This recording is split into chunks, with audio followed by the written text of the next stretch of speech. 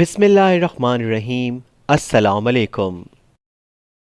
نوری جام تماچی۔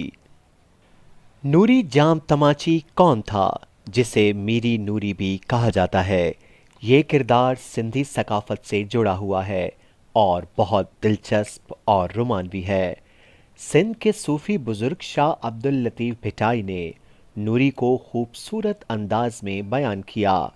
وہ کہتے ہیں کہ وہ ملاحوں کے درمیان پیدا ہوئی تھی، لیکن اسے خوش نصیبی نصیب ہوئی۔ مائی نوری کا مزار بھی صوبہ سندھ میں ٹھٹھہ کے قریب کینجھر جھیل میں ہے، اور یہ جھیل پاکستان کی چند خوبصورت اور دلکش جھیلوں میں سے ایک ہے۔ یہاں سینکڑوں سیاح آتے ہیں۔ وہ جھیل کے عین وسط میں واقع مائی نوری کی قبر دیکھنے آتے ہیں اور جھیل کی خوبصورتی میں چار چاند لگا دیتے ہیں۔ اس جھیل کے بیچ میں یہ مزار کیسے بنایا گیا، اس کے پیچھے ایک بہت ہی دلکش کہانی ہے جو جھیل پر آنے والے سیاحوں کو مزار کی طرف کھینچتی ہے۔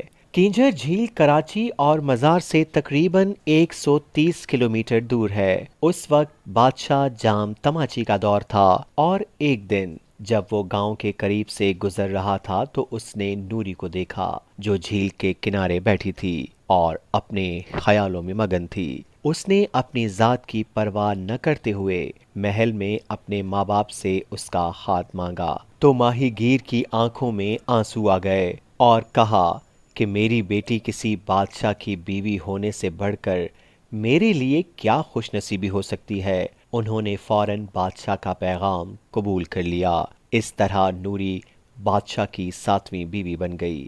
دوسری بیویوں نے جب اس کی خوبصورت آواز اور چہرہ دیکھا تو وہ بھی دنگ رہ گئیں اور ساتھ ہی نوری پر رشک کرنے لگیں۔ تماچی کو نوری سے شدید اور خاص محبت تھی، اس لیے اس نے اپنی دوسری بیویوں کو نوری کو مہارانی بلانے کا حکم دیا۔ یہ بات ان 6 بیویوں نے قبول نہیں کی تو انہوں نے نوری کو بادشاہ کے سامنے رسوا کرنے کا فیصلہ کیا۔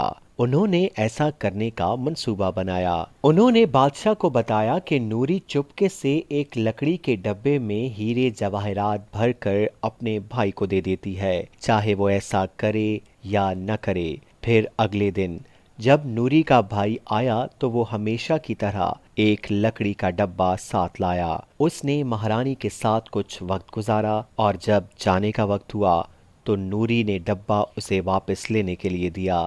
جیسے ہی وہ محل سے نکلا، بادشاہ کے سپاہیوں نے اسے صندوق سمیت پکڑ لیا اور بادشاہ کے پاس لے گئے۔ نوری اپنے بھائی کو دیکھ کر پریشان تھی، اور جب ڈبہ کھولا گیا تو بادشاہ یہ دیکھ کر حیران رہ گیا کہ صندوق میں صرف مچھلی کے کانٹے تھے۔